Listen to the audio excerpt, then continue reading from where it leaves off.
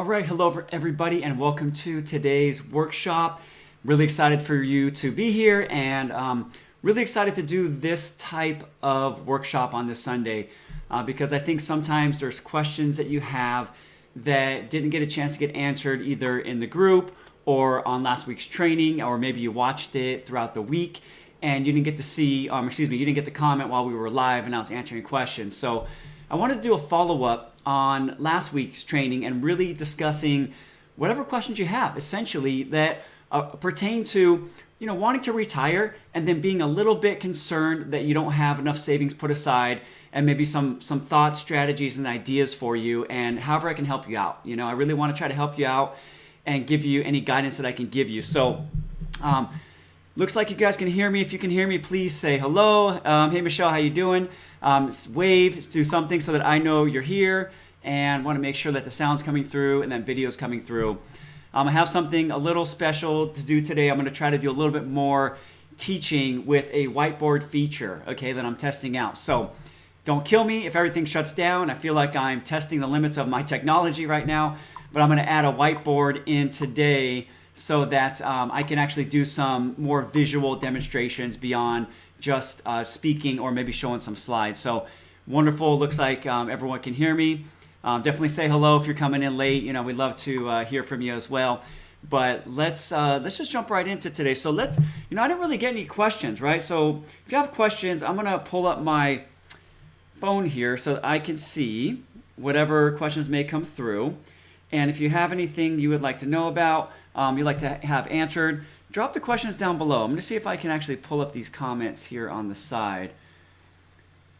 So let's talk a little bit about wanting to retire and worrying a little bit about savings. And I'm going to do a review here and pull this up from last week so that we can discuss, make sure you guys can see this okay, so that we can discuss a little bit for those that may be new to the group this week. For those that don't know, we usually have about anywhere from 50 to 200 members that are joining every week. A lot of them are your friends, okay? So actually, I should make a comment on that right now. I did post earlier this week because Facebook is essentially trying to do something that is for you, the user, and I actually completely understand it and I appreciate it, okay? So I did post earlier in the week that if you haven't engaged in a group, or maybe you were invited, but you weren't tagged or you've never participated, Facebook moved. Like in our group, it was only a couple hundred people, so it wasn't anything crazy. But there were some groups that lost tens of thousands of members that were pushed off into a different category called invited. So what that means is, prior to the current setup with Facebook, people, like say a group owner, right? If you own a group like myself, you could just invite any friends or family that were connected to you on Facebook into the group.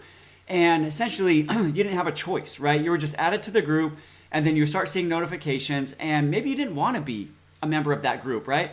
And so that isn't really a great user experience, and I completely understand that because I personally have been added to many groups that I've literally just had to remove myself, and then I've been re-added back by the same person, so I've honestly had to unfriend people because they were just adding me to groups without my permission. So it is a good thing, and it was a good thing on why it was done, but the main thing we want to consider is that Facebook is trying to do the right thing for you, the user, and they want your experience to be great. So that's why I posted that, to make sure that all you folks can, that are just lurking around, which it seemed like there was a lot. I had no idea, there was that many people. I think we had like 1.3 or 1,300 people like the post and like a few hundred comments. So that's great to see that there's people out there listening, even though they don't participate. I want you to know that if you're just out there listening, observing, reading, that's totally fine. Okay, this is a safe place. I want you to feel comfortable, with whatever experience you want. But I also know that Facebook will not be showing you updates and will not be showing you the questions and the answers that you may be looking for if you're not participating. So, part of it was I want you to be getting these notifications. And so when you're in the group, make sure you go to the notifications section and actually turn on so that you are notified about all notifications. So actually, let me see if I can show you that really quick. I think that's important to show you. Let me go here and see if I can get to that really quick. Because if you don't have notifications turned on, you may never hear about any of the lively discussions. And for those that have been around a while, we have quite a few lively discussions. There could be hundreds of comments on some answers. So if you're interested and you're trying to plan for retirement and you're trying to figure this thing out, you definitely want to make sure that you are turning on notifications so that you can get all the updates here. And at any time you could turn them off. That's okay. But if you're just lurking around, definitely want to make sure that you have notifications turned on so that you can be aware when things are getting posted. Okay. So this is just taking. I think I'm just really, like I said, I'm pulling on all the. I'm pulling on the main, or excuse me, I'm really testing my computer's capabilities here, which are going a little slower than I would like. But anyways, so there's a little section at the top of the group when you log in that says notifications, and you can click on that. It's a little drop down box, and make sure you turn on notifications so that you can stay engaged, because if you don't, then Facebook will possibly move you out. Again, it's not in my control, it's nothing I did, but it was a big thing going around to all the group owners that I know, that we all got this notification. So yeah, this is really, really, really dragging here. Oh well. Anyway, so let's just move into what I wanted to share with you today. Let me share my screen really quick. And Pat says, last week I concentrated on 3 Medicare people. I didn't concentrate on Medicare people, Pat. Can you discuss in light of people who just don't have as much saved as they like to, who are also on Medicare? Maybe you can, pre-Medicare. Okay, pre-Medicare people. Okay. So yeah, we can definitely talk about that. I got that. I saw your follow-up comment there, Pat. Thank you. Yeah, definitely could talk about pre-Medicare. Healthcare is definitely going to be obviously a big concern, right? I know that is something that folks are very, very concerned about, and want to make sure that that's taken care of. So let me turn this on, and let me turn this off here. Let's see. And for those of you that don't know me, my name is Jason Hamilton. I'm a chartered retirement planning counselor, and I run a fee-only investment firm called Keep It Simple Financial Planning, and we help clients all across the country. And I'm the admin of this group, and we do trainings here every week so that we can help you gain the knowledge, experience, and feedback that you need to retire with confidence. And what I'm really good at is the technical aspects, really digging into things like Social Security, healthcare, Medicare planning, investment planning, tax-efficient distribution strategies. That's what I'm really good at. I know there were some comments saying, can we help more people out that just have low savings? And so I'm going to do my best to address some of that, but that's not my biggest specialty. I'm more specialized in things where you need to get your money out of 401ks or IRAs or 403bs, whatever it may be, in the most tax-efficient way. You need help setting up investment portfolios, and again, Social Security timing, really maximizing pensions, all those type of things. That's where I specialize, but I'm going to do my best to help you out with some of this, okay? So let's talk a little bit about what we covered last week here in our training. So what we talked about is setting up your 3 spending buckets, okay? And I actually did some work this week with the client doing this exact same thing. So, what I'm helping you folks out with here is the same stuff, that I do with clients, but obviously we get into a lot more detail and a lot more hand-holding and one-on-one coaching when it comes to the client work, right? So what we talked about, though, is having 3 buckets where you're going to keep all your different expenses. And I'm going to do a visual representation of that for you today as well. But bucket 1 is going to be your fixed expenses. So that's going to be all the things that are pretty standard: mortgage, insurance, memberships, things like that. Things that, are pretty much predictable and reoccurring. So we can add insurance payments into that. We can add landscaping, housekeeping, any of those type of things to there. We talked about that as bucket number 1. And that is going to be your foundation where those things don't change too much with your retirement. And then we have bucket 2, which is your basic living expenses. So this is the dangerous bucket, because this is the bucket you need to plan for like 7 to 14 days out when it comes to spending on gas, food, eating out, entertainment. Those are the type of things that are so easily overspent. And when you're not paying attention, especially if you have all this free time now, right, in retirement, you have so much free time that it's so easy just to go out and spend money, where before you might have been working 8, 10, or 12 hours a day, and you don't go out and spend money because you're just tired, you come home and you go to sleep. But if you have 7 days a week that you need to entertain yourself, obviously it's pretty easy to spend through. So we talked about bucket 2, planning for those type of expenses there, and making sure that you don't go off track. Like I said, this is for gas, groceries, eating out, entertainment, and activities. And then another bucket that's a little bit harder to plan for is bucket 3, and that's really your future spending, right? So these are things that we know are going to come, okay? We know there's going to be things that we're going to need to plan for in the future. Car repairs, birthdays, vacations, holidays like Christmas, things that are a little bit more unplanned, but you know they're going to come. If you have pets, right? Pets, the older they get, the more attention they're going to need from the veterinarian. These are things that you should be setting up little buckets for. So as you get your income streams together, you need to make sure you're putting a little bit of money aside, because you don't want to have to be pulling from, say, a tax-deferred account like an IRA or 401k every time you want to cover, a surprise expense like, a pet bill or whatever it may be. So getting this money put aside so it's there, and so that you can pull from it, again, as needed for vacations or whatever else, I think is really smart. So let me do a visual representation of that. I'm going to swap over to, let's see if it comes up here, my Zoom window, and see if you guys can see this here. So let's see. Okay, it looks like this is coming up. Okay, so if you guys can see my whiteboard, please let me know, and let me know if you see what I write here in the comments. It looks like it's coming up okay, but if you can see that, acknowledge so that you, I don't want to be talking just to myself, and showing you something and no one can see, but it looks like it's showing here. Can you see my little hi sign there? Wave at me, throw me a hi in the comments, something like that, so that I know you're there. Okay, so I'm getting some likes coming through, so I think that is good. Okay, so let me back this out real quick. Okay, so let's talk about these 3 buckets, okay, on really how to set up this. Okay, so we're going to start here with income sources, okay. Oh, well, that's not working the way I want it to. Let me go a little slower. Income, okay, hopefully you can see that. Okay, so this is Social Security. This is, IRA withdrawals, for example. Okay, this is pension. Oh my goodness, this is not. Okay, this is pensions, okay? Pensions and annuities, okay, if you have any annuity income. Okay, so you're going to have all these income sources here, okay? So these are the things that are going to be paying you each month, and let's say you set up your IRA, for example, to withdraw, a certain amount per month, and set yourself up a paycheck, okay? With that, again, you want to be careful because you don't want to set up too big of a withdrawal, but you want to make sure that you're getting enough money coming in so that you don't run out of money, and that you can also have enough to cover your expenses and a little bit extra, because at the end of the day, that money's going to have to come out one way or another, okay?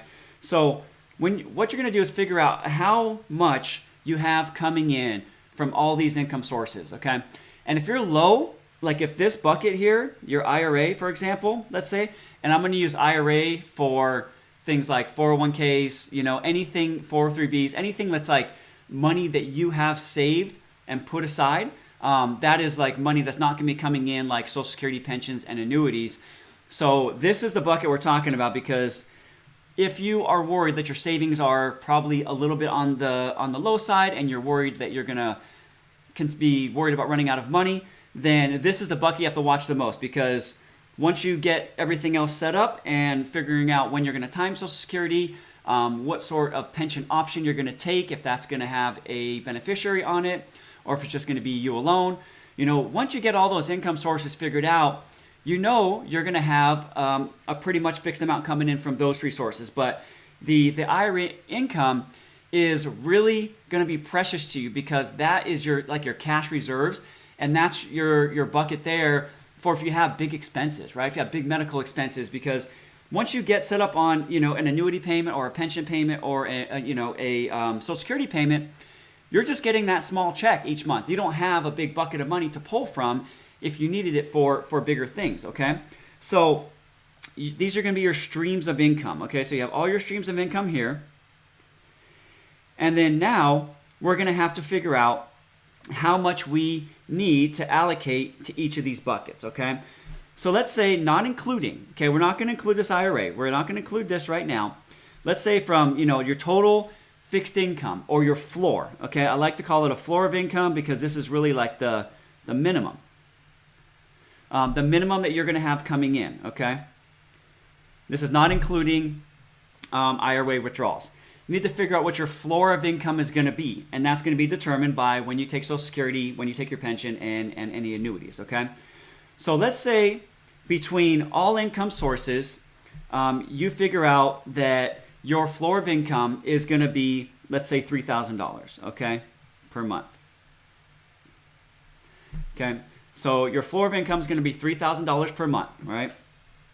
So now we know we have a base income of $3,000 a month coming in regardless. So I'm going to go to the next page here so we can be on the same page. So 3K floor. Okay. And let's say you did all your expenses, and now you have bucket 1, which is your fixed expenses. Okay, bucket 1 doesn't want to write that E for me. Okay, so bucket 1 is your fixed expenses, so home, basic coverages, and let's say that number is $2,500. Okay. Okay, so bucket 1, again, that's your fixed expenses, memberships, insurance payments, mortgage, everything all in. Okay, so let's say that's $2,500 a month. Okay, well, from your floor of income, we now have $3,000 of floor. Okay, and we're going to separate out $2,500 because just to cover our, basically a roof over our head, our insurance payments, and keeping our lawn or whatever other things up to date. That's going to cost you, $2,500 a month. Well, now you have $500 left over. Okay, so this leaves you pretty tight, right? This leaves you pretty tight because for bucket 2, oh my God, excuse my ugly writing. This is just not registering the way I want it to. Let's see, bucket 2. We have food. We have gas. We have groceries. Oh, excuse me. We have activities, I should say. We already got food taken care of. Okay, we have activities.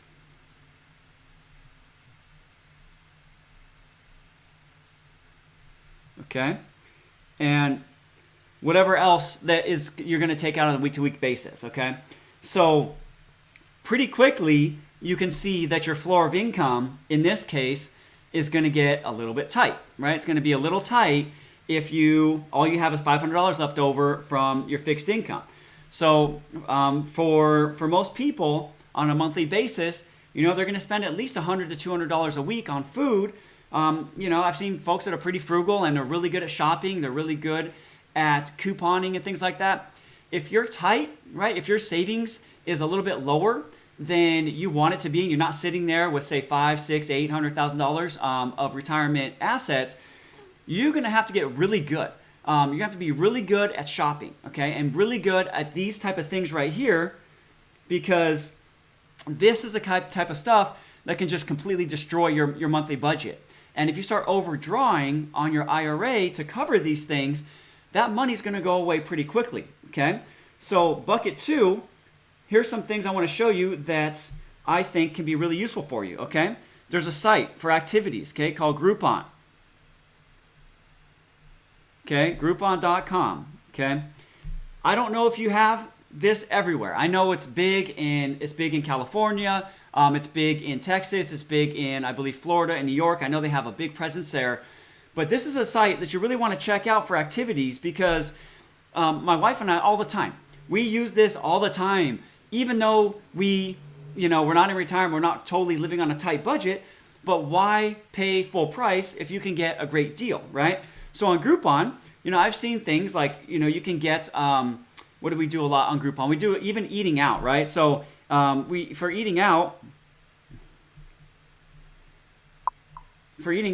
they have deals there that instead of paying, you get $50 of credit, for example. $50. This is just not working the way I want it to. $50 of credit.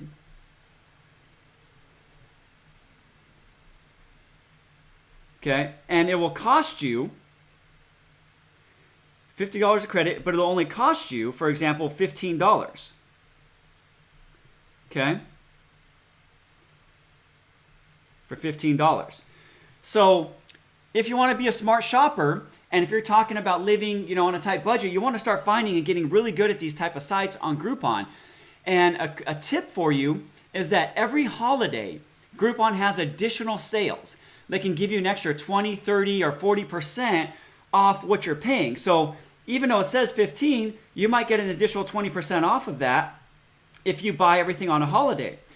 So by being a savvy shopper and going to Groupon.com on the holidays, you can buy a lot of activities there, eating out, doing things. They have a lot of things here that are like, since I'm by the water, they have these electric Duffy boats you can rent. They have go-karts on there. They have movie tickets. They have all kinds of stuff like that. So if you're living on a tight budget, you want to get really good at sites like this, okay, Groupon, because you can get a lot of activity out of very minimal dollars.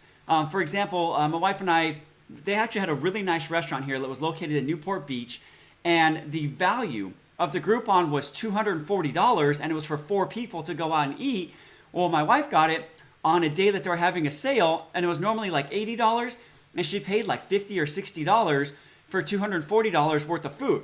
So we went out to a really nice restaurant. We took our parents out, and I think it was for my birthday? I think it was for my birthday or Christmas or something, but we took them out, and it really only cost us, $67. Man, this thing is not working the way I want it. It cost us $67 for $240 of really nice dinner, okay? So you got to become savvy, and you really want to protect all this money that's in your IRA, because if you're sitting there and you have a tight budget after your fixed income sources, you don't want to spend any more than necessary, but you also want to make sure that you are still having fun, you're still going out and still doing things, okay? So that's a tip I have for you on for your future spending, okay? So that was bucket 2, and those are the things that are food, activities, things like that you can find deals, and you can actually do things like that will bring you things for the future. So generally when you buy Groupon, you have anywhere from 6 months to a year, sometimes less, but generally 6 months to a year to use it. So I would recommend buying extra on the days when they're having those sales, because that's really going to help you maximize your life and some of your future plans, so you can get some things on the calendar and you're not going and paying full price, okay? Groupon's a good one. There's another one called Living Social, called livingsocial.com. That's a good one. If anybody has any sites they like to use that they want to share in the comments, that would be great. Happy to share those here. Not seeing any yet, but yeah, so I'll leave that alone for now. But you want to be a savvy shopper, okay? You don't want to be paying full price for anything that is activities, going out to restaurants and all that, because you can find deals on these sites, and they're definitely a better way to go about things like that, okay? So bucket 2 again. Bucket 2 is that living, and having fun bucket, okay? So you want to maximize that as much as possible. So when you talk about planning your income or planning your retirement and really having things that are fun to do, also on Groupon, they have vacations, they have cruises. When we went to, if some of you have been here a while, I talked about going to Europe this last year. We originally found the deal on Europe to go to Paris and France for 2 people, and it was for like 10 days or something like that for, I think it was about $1,400, $1,500. Well, going on Groupon, if you go in there, you can buy it and get that deal. They have a lot of vacations, a lot of fun activities to do that way. But you can also go directly to the site of the company that is doing that deal and click through, and we got an even better deal. We increased our vacation to 14 days. It was only a couple $100 more, but we upgraded and got different activities and a lot of things along the way as well. So that bucket 2, when you're with your living and activity spending, you got to be really, really savvy if you have a tight budget and a low amount of savings, because you still want to have fun in retirement. Nobody wants to just sit around all day and just do nothing, but I'm trying to give you some ideas here so that you can become really savvy with that, okay? So let's talk about bucket 3. Okay, bucket 3 is our future spending. Okay? So we have future spending. That is like pet bills coming up in the future, right? We know that's coming. Medical bills that may be above and beyond what your medical insurance will cover. Okay, those are things that we know they're going to happen at some point. Same thing like if you have insurance that you pay annually, like car insurance. You can add all these things in this bucket. And the way you want to look at it is, so you have your income, okay? Oh my goodness, income. Okay, and we already know we have 500 left over from our from our floor income, okay? So now, if we have $500 a month, we need to start deploying this money and figuring out how much we need to put aside for each of these things, okay? So if 500 is not enough to cover your expenses, now you got to look at your IRA, okay? And again, I'm using IRA as a general term. This is all additional savings that you have. This could be Roth IRAs, 401ks, really all additional savings you have above and beyond those fixed income sources, okay? So let's say you have $200,000 in your IRA. Let's say it's $200,000, okay? I know some of you are going to get mad because you're like, oh, that's still a lot of money. But let's just start with that and do some quick calculations. Where is my financial calculator? I need that real quick. Anyways, I'll use a regular calculator. Okay, so let's say you have $200,000, and let's say you have the money invested, okay? And Dick did mention something good. Like let's say if you have, dividend-paying stocks and you're getting paid out dividends from that, that's okay too. But let's just use a balanced portfolio, for example. And let's say you're pretty conservative. And so based on your portfolio, we determined that you can withdraw 3% a year and be very safe over the next 30 years. Okay, so if you have $200,000 and you can withdraw 3% per year and be safe, okay, 3% of this, 3%. I'm sorry this is so ugly, guys. I wish this was a little bit better, but let's say 3%, okay, we have $6,000 per year, right, that we can draw, okay? So if we have $6,000 per year we can draw, now that gives us, so $6,000, okay, we're going to divide that by 12, and that gives us $500 per month, okay? And what I honestly recommend you do, a couple ways you can do it, right? You can either set up your whole portfolio up like in buckets, for example. And let's say you have you're going to have 1 year worth of IRA withdrawals that you're going to put in an account that's earning you 2 or 3%. Maybe it's a CD, maybe it's just your savings account. So you earn a little bit of money on that. That's fine. That's all gravy. But let's just keep it real simple here. And let's say that you can draw $6,000 per year, which gives you another $500 per month that you can apply towards your planned spending and using it towards these income buckets, okay? So if you take $500 from your IRA, so this is your IRA money, okay, plus the $500 you have left over from your income floor money, that now gives us $1,000 per month to plan with. Okay? So when you really break it down like this, it starts to become a lot more, you can feel it, like you can see that, right? And so that's the nice thing is that like you can start to really see the picture of how you're going to cover expenses, what's reasonable to pay, what's reasonable that you can spend each month so that you don't go overboard when it comes to your spending, okay? So let's go again. So let's say we have $1,000 a month coming in above and beyond our base expenses to plan for current. So this is now our current. I swear my writing's not this ugly, but it's just the way it's catching on this board. So current. Oh my goodness. Current and future. Okay, this is going to be current and future. We're just going to keep it real simple. Okay, current and future. So if you have $1,000 coming in and now you got to plan for groceries, okay? So let's say you spend about $400 a month on groceries, okay? So we have groceries, $400, okay? And let's say gas, let's say you spend $50 a week, okay? So gas, $200. Okay, so now we have 400 left over. Okay, so this 400 is for fun, but it's also going to be for future expenses. So if you know, let's say you have your car insurance, and that's let's say you have 2 cars, and each car is about say $150 to $180. That makes it about $300, $360 a year. You're going to take this $400, and what I actually recommend is that you, inside of your savings accounts, there's some really good banks. I know Capital One Online, Capital One 360 can do it, and I believe Ally can do it. And I know a lot of the the big banks too, like Bank of America, things like that. I actually start recommending you start setting up different accounts for different goals, okay? So let's say you have a different accounts for each goal, okay? So account 1, account 2, and account 3, okay? You can now start putting little bits of money into each of these accounts. So we're in January, so this is a perfect time of year to get this set up and running. And you can actually do this on autopilot with a lot of banks. So I recommend you actually do that on autopilot, because if you know you're going to have this much money coming in, you want to start planning for these future expenses. Let's just set that up on autopilot and get that done, so that is really easy. So let's say your account 1 is going to be for your insurance. So let's say we need to put $30 per month in that, okay?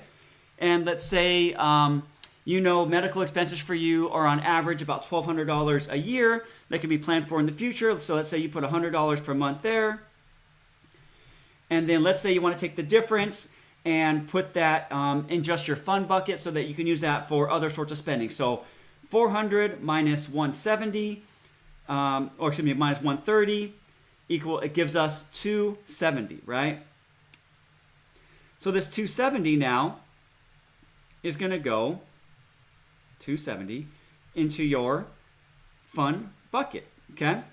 So it's really, you just got to break these things down and really look at what it's going to cost you to live and really break it down and separate it out. Because if you don't plan for the future, the worst thing you could do is just wake up one day like, oh, well, the dog got sick and I have no money set aside.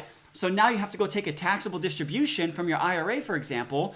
And not only do you have to pay for the dog to get their health care, but then you have to add taxes on top of that. So you're going to have to take it out usually an additional 10% or so to put aside for tax planning. So, it can be really disturbing if you don't have these things planned out. But if you do plan ahead and you break these accounts down and you just set them up on autopilot to just really draw that money over each month, then when these things come up, they're not really like a big surprise. And honestly, the money's set aside. So all you do is pull it from there and use it when you need it, You could be fancy and go putting things in online accounts to get 2%, whatever it may be. But I think it's better, whatever you're comfortable with, use your credit union, use your main bank, and just set up these accounts like this so that all the things you need to break down and all the things you need to plan for are planned ahead, okay? This is why, budgets are okay, but budgets are really more of they look backwards, right? Cash flow planning is what we're doing here. Cash flow planning is towards the future, okay? So budget is basically like, what happened. Okay, so budget is, what's already happened, what's happened.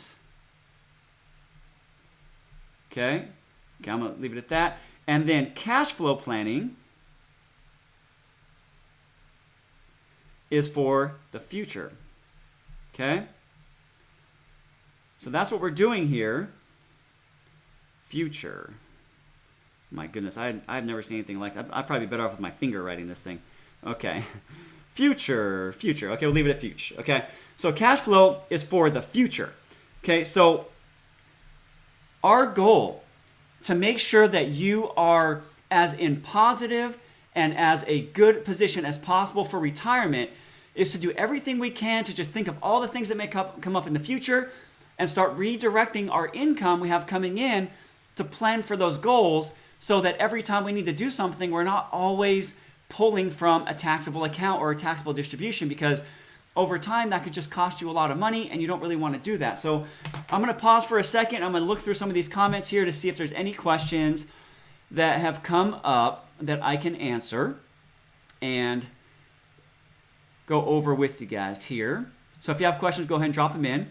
Okay, so Linda asked, is the income floor after taxes? Yes, Linda, that is after-tax money. So what I want you to plan for is all the money you're going to receive after taxes so that you know what is really yours. Like, what do you really own when it comes to the cash that's coming from these other sources? So yeah, so let's say, for example, you have your Social Security.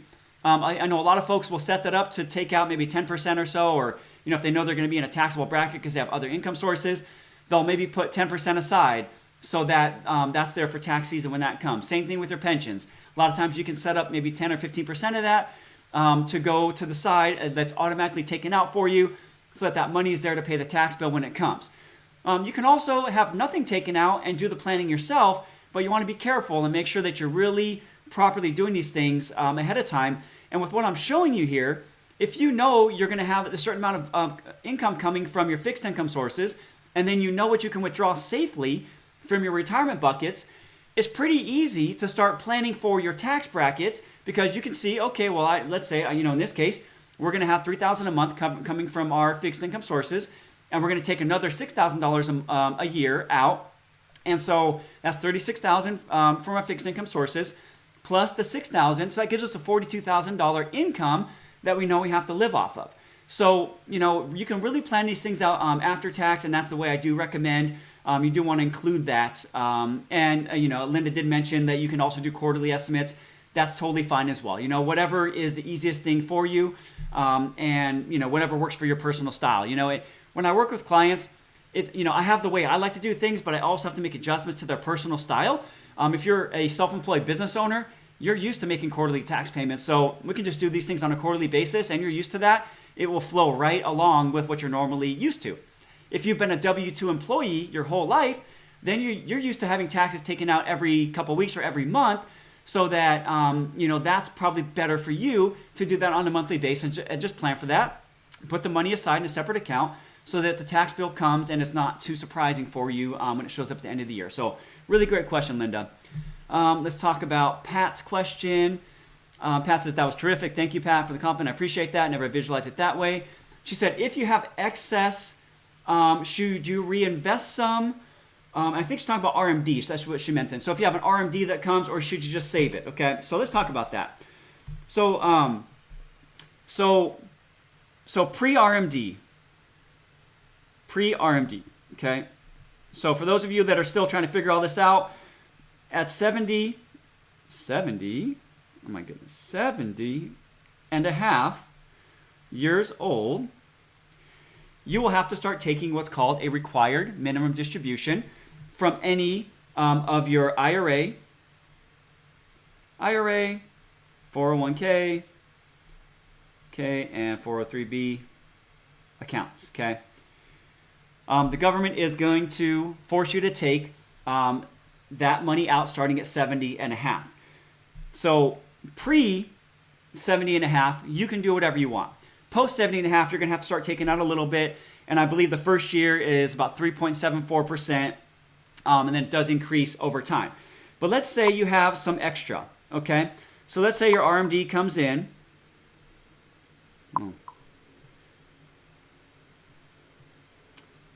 Let's say your RMD comes in, okay? And let's say your RMD for this year is $4,000, okay? I'm just making up numbers, okay? But let's say $4,000 per year is your RMD for first year, okay?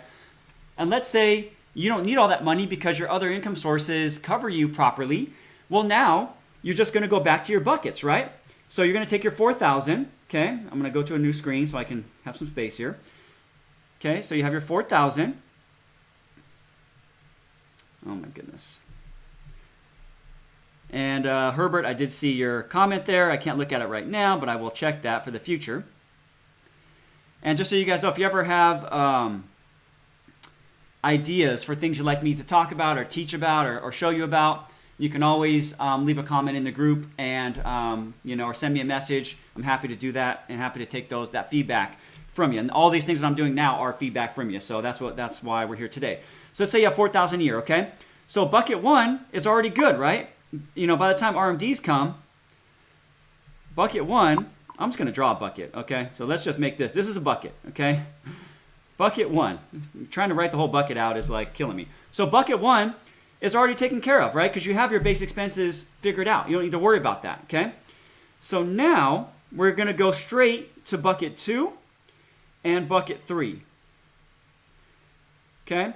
So with this $4,000 a year that you have, you can put a big chunk of it here to bucket 2 and have a little more fun. Give away a little bit more money. Maybe you want to give some to your church or to a nonprofit. Maybe you want to spend more of that on your grandkids or even on your kids. It's really up to you at that point. But if you have extra money, you can want to put part of it to bucket 2. But a really good idea would be to be putting it to bucket 3 for future expenses as well, because the more you can pile up in those future expenses, the less you're going to need to pull from from all your other accounts to cover those type of things, right? So again, you just kind of go down the chain, right? So bucket 1's taken care of because we've already addressed that early on.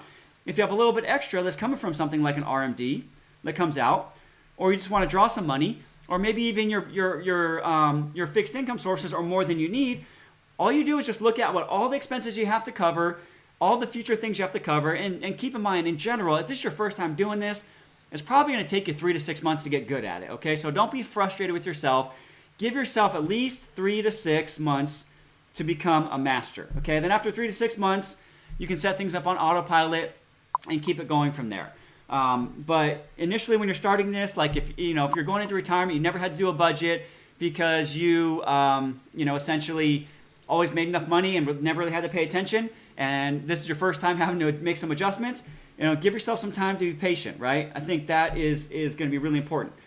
Dick mentions a good point. You can give away, currently, you can gift $15K per year, okay? And that's per spouse, okay? You can give a $15K per year per spouse to anybody you want, grandkids, kids. But in reality, this whole talk was about people that are a little bit lower on assets, so I doubt that giving away $15K per year is going to be something that's top of priority, but you can definitely do that.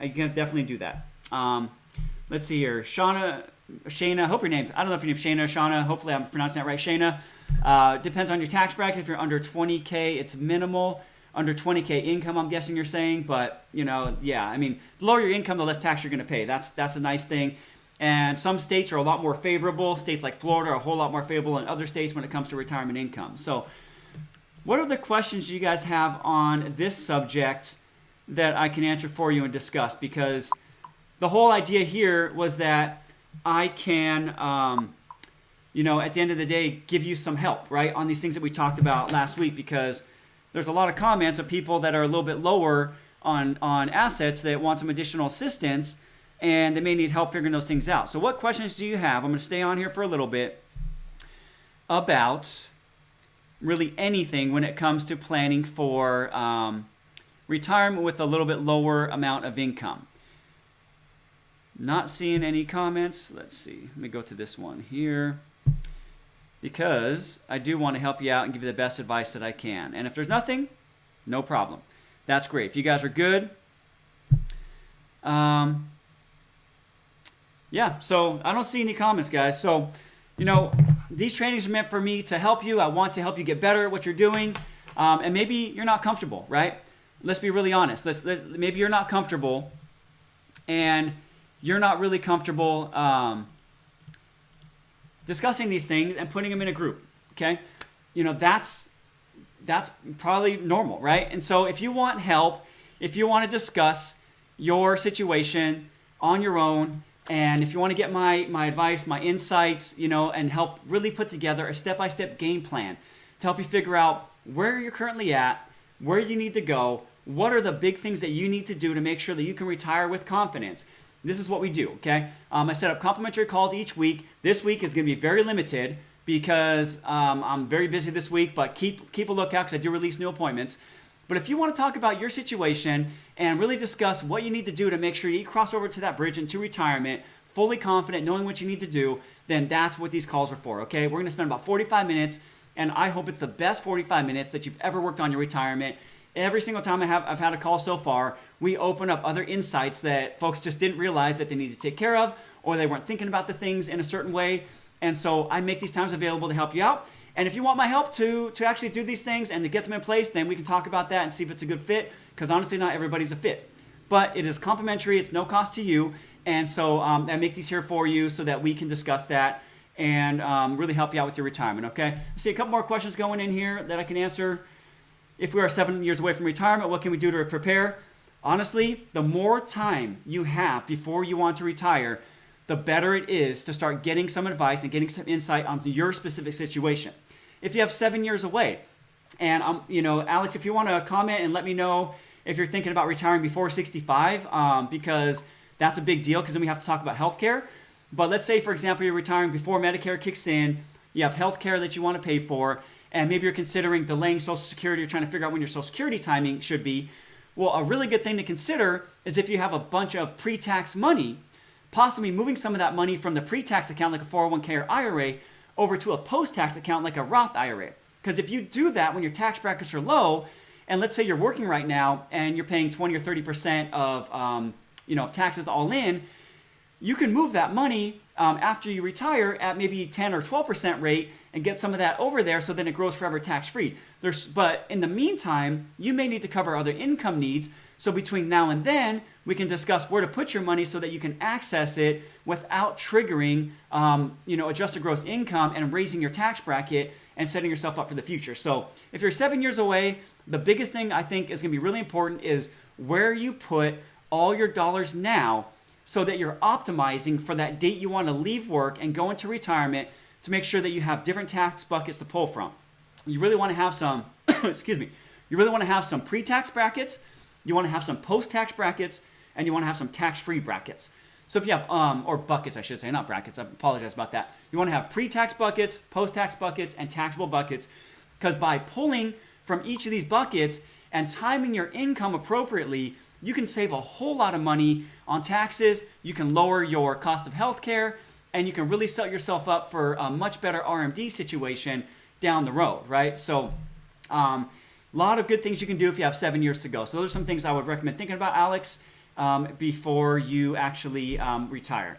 All right, Patricia asked, does RMD come out of traditional IRA and simple IRA besides the Roth IRA? I'm not sure what the besides the Roth IRA question is, but if you have money in a Roth IRA, there is no RMD. That's the great thing about it.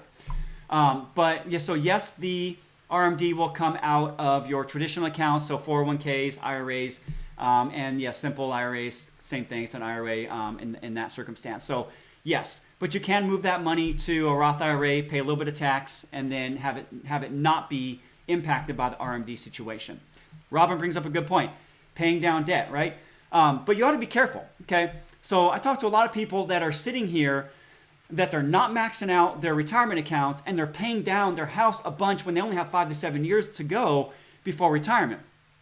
The last 3 or 4 times I've done these calculations, it actually makes more sense for you to not pay down the house if you're 5 to 7 years away and continue to really max out that pre-tax money. And then once you retire, start drawing a little bit extra and then paying off the house really quickly in retirement. Because if you're paying 20 or 30% now in taxes in after-tax money, like the money you take home that you'd be paying on the house, and your house is at 3.25, for example, so an after-tax rate is probably like 2.5, you're really, you're paying 30% to pay debt off at 2.5%, when you could wait till after retirement, we can get that money out at maybe 12%, and so you keep 20% more, so you're going to have 20% in additional funds going on the house. So when I do these calculations and you look at them on the long term, we're talking lots of money, maybe hundreds of thousands or at least tens of thousands that you will net by not paying all that tax money now while you're pre-retirement.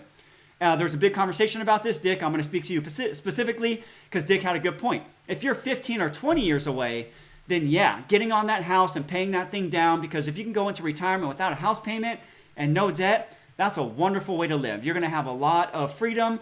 But if you're one of those folks, and I know there's a lot, right? So I like to deal in reality. It's not a perfect situation. A lot of people are going to have mortgages that they might have, purchased a house 5 or 10 years before retirement.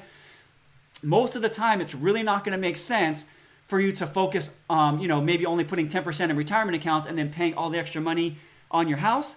Usually, it makes a lot more sense to max out your retirement accounts, because once you retire, you no longer can contribute, right? Because you have to have earned income to contribute to those retirement accounts. So, it can make a lot more sense if you're in a high tax bracket, in the 20, 30% tax bracket, to put the money away now, not pay tax, and then let's pull it out at 12 after you retire and accelerate that house payoff very early, very quickly post-retirement. So maybe it takes us 3 to 5 years to get it done, but that way you're getting, you're keeping 20% more of your money, okay? All right, Bev asked, can I start an HSA on my own? Do I have to go in through an insurance company? Who do you contact to start one? So yes, Beth, you can start an HSA on your own, but you do have to make sure that your current healthcare plan does qualify, okay? So if you have a workplace plan, for example, that doesn't offer an HSA, you have to make sure it's a high deductible health plan. And I believe the minimum deductible is $1,300. Don't quote me on that. Let me check my little cheat sheet. Let me check my cheat sheet here for HSAs. And so you guys know I have this nice cheat sheet that has all kinds of good info on it. I posted it in the group before last year. Let me see for my HSAs. Anyways, I can't find it off the top of my head, but I have another one here. Okay, health savings account. Anyways, I don't know. I think it's $1,300. You can Google that really quickly. But yeah, you can open that up on your own. There's a lot of providers. If you just put in HSA provider, and look it up. There's a bunch of them out there that you can contribute to, and you can set up your own there. Okay. But yes, you can definitely do that on your own, Bev. So Patricia asks, does RMD come out of traditional IRA and simple IRA? Yes. I already answered that question. Okay. So Shana said I can pronounce her name any way I want, but most people I know pronounce it Shauna. Okay. So Shauna, I got that. I will note that down for the future since you are always so active in this group. Shauna, I will get that remembered, okay? So that's what I have for you guys today. It looks like we got all the questions answered. If you want some help, you need some help, if you're looking at all these different aspects of retirement, like figuring out healthcare, how to time Social Security, where to take your money from, and what account, in what order, to make sure you don't run out of money, or in all honesty, just answering the question, do you have enough to retire? These are all things that can be answered, okay? So I have my calendar down there below, keepitsimplefinancial.com/talk, and you can schedule an appointment there to talk to me individually. The group program is going to be coming up soon. Keep that in mind. I have a lot of applications, and so anybody who's filled one out, I'm going to be contacting you shortly for a special webinar, and we will discuss a group program. Right now, I'm going to say it's pretty full. I don't think I really want to take on too many more people because it's just going to be too overwhelming to handle. So if you guys need anything else, leave a comment down below, set up a call to chat with me, ask your question to the group. We appreciate you. I really love you guys. I appreciate all those positive comments you left the other day on my post. And I really hope this helped you out. And other than that, we'll be seeing you soon, okay? See you in the group, and we'll see you next week. Bye-bye now. Have a good one, guys.